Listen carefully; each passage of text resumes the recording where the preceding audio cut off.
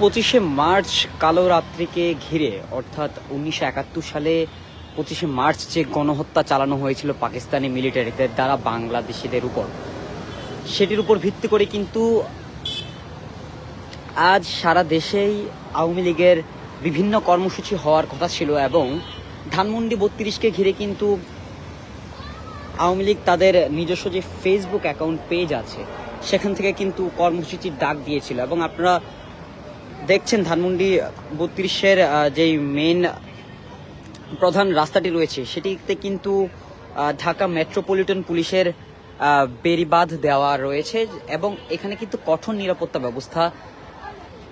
জোরদার করা হয়েছে বলে আপনারা দেখতে পাচ্ছেন। দর্শক, সবাইকে স্বাগত জানাচ্ছি দূরবীন নিউজের ফেসবুক লাইভে। আমি আপনাদের সাথে আছি জারিফ। ঠিক এই মুহূর্তে আমরা অবস্থান করছি রাজধানীর যে ধানমন্ডি এলাকা আছে ঠিক সেটির সামনে থেকে। এবং আপনারা জানেন যে 25শে মার্চকে ঘিরে কিন্তু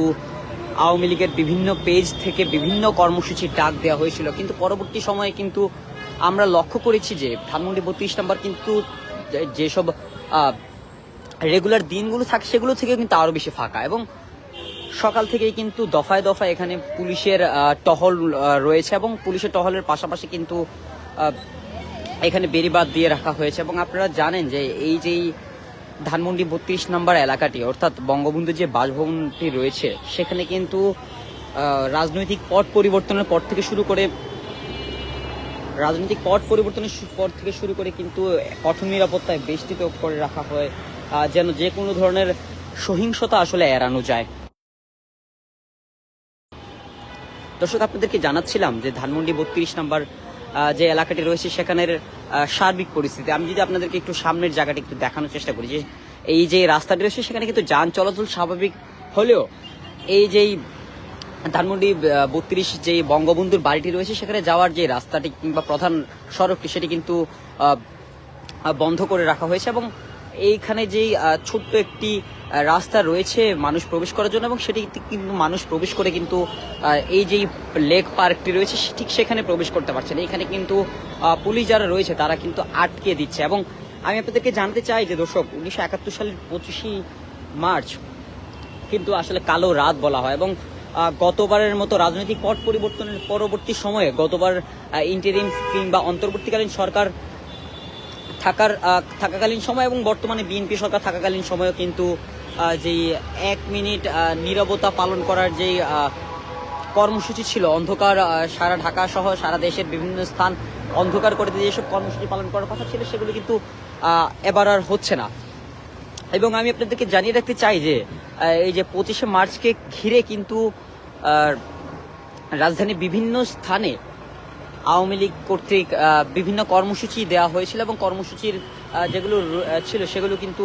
আসলে ধানমন্ডি 32কে মূল কেন্দ্রবিন্দু করেই দেওয়ার কথা হয়েছিল এবং পরবর্তী সময়ে কিন্তু আমরা দেখতে পেরেছি যে এখানে কিন্তু সর্বসাধারণের যেসব প্রবেশ মুখ সেটিগুলো কিন্তু বন্ধ করে রাখা হয়েছে এবং আপনাদেরকে যেই বেড়িবাঁধটি দেখাচ্ছি সেটি কিন্তু ঢাকা মেট্রোপলিটন পুলিশ যে প্রধান প্রবেশ মুখগুলো রয়েছে সেগুলো কিন্তু ঢেকে রেখেছেন। এবং আমি যদি আপনাদেরকে আরেকটু দেখানোর চেষ্টা করি যে এখানে কিন্তু আইন শৃঙ্খলা রক্ষাকারী বাহিনী পাহারায় রয়েছেন এবং তারা কিন্তু এখানে সর্বসাধারণ যেসব মানুষ রয়েছেন তাদের কিন্তু আসলে প্রবেশ করতে দিচ্ছেন না। এবং আমি আপনাদেরকে জানাচ্ছিলাম যে 25শে মার্চকে ঘিরে আওয়ামী লীগের বিভিন্ন পেজ থেকে কিন্তু বিভিন্ন কর্মসূচি দেওয়া হচ্ছিল এবং সেসব কর্মসূচির বদৌলতে কিন্তু এই যে ধানমন্ডির 32 নম্বর এলাকাটি রয়েছে সেটিগুলো কিন্তু কঠোর নিরাপত্তায় বেষ্টিত করে রাখা হয়েছে এবং সকাল থেকেই কিন্তু কয়েক দফায় দফায় পুলিশ এসে কিন্তু জায়গাটিকে কঠোর নিরাপত্তায় রেখেছে এবং ধানমন্ডির রাজনৈতিক পট পরিবর্তনের পরবর্তী সময়ে কিন্তু ধানমন্ডি 32 নম্বর যে এলাকাটি রয়েছে সেটিকে কিন্তু লুটপাট ভাঙচুর থেকে শুরু করে এখানে অনেক ধরনের সহিংসতা লক্ষ্য করা গিয়েছিল এবং যার ফলে কিন্তু বিভিন্ন রাজনৈতিক দলের ব্যক্তিত্বরা কিন্তু বিভিন্ন সময় দাবি তুলেছিলেন যে ধানমন্ডি 32 নম্বর যে বাড়িটি সেটি যেন একদম ভেঙে ফেলা হয়। পরবর্তী সময় কিন্তু আইন শৃঙ্খলা রক্ষাকারী বাহিনী এখানে বেশ ভূমিকা পালন করে এবং পরবর্তী সময় কিন্তু তারা এই যে এলাকাটি আছে সেটি কিন্তু একদম সর্বসাধারণের চলাচলের জন্য আটকে দেন এবং যে সর্বসাধারণ চলাচল যেটি ছিল সেটিও কিন্তু আসলে ব্যাহত হয়েছিল এবং যেই ধানমন্ডি 32 নম্বর যে বঙ্গবন্ধু বাসভবনটি রয়েছে সেখানে কিন্তু কয়েকটি প্রবেশ মুখ থাকলেও কিন্তু প্রতিটি প্রবেশ মুখেই কিন্তু কঠোর নিরাপত্তা ব্যবস্থা রাখা হয়েছে। এবং 25শে মার্চ অর্থাৎ কালো রাত্রিকে ঘিরে যেসব আওয়ামী লীগ কর্মসূচি দিয়েছিল সেসব ঠেকানোর জন্যই কিন্তু আইন শৃঙ্খলা রক্ষাকারী বাহিনীর এসব কঠোর নিরাপত্তা ব্যবস্থা। দর্শক, আপনাদেরকে জানাচ্ছিলাম ধানমন্ডি 32-এর সর্বশেষ পরিস্থিতি। এতক্ষণ আমাদের সাথে থাকার জন্য সকলকে ধন্যবাদ।